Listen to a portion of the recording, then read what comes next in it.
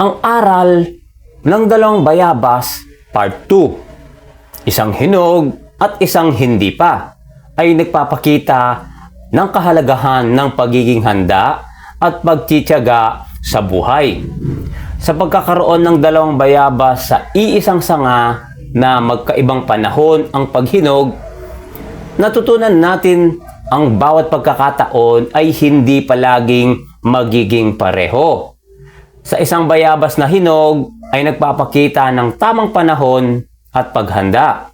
Ito ay bunga ng pasensya, pag-aalaga at tamang pag-aaruga. Sa kabilang banda, ang bayabas na hindi pa hinog ay nagpapakita ng kahalagahan ng pagtitiyaga at pag-asang darating ang tamang panahon para sa tamang paghinog ng bunga. Sa ating buhay, hindi lahat ng bagay ay magiging agad na handa o magbubunga at sabay-sabay na mahihinog.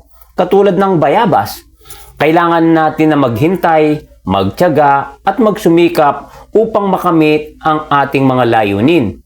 Ang aral sa dalawang bayabas na ito ay nagtuturo sa atin na ang pagiging matiyaga at handa sa tamang panahon, makakamit natin ang tagumpay at pag-unlad sa buhay.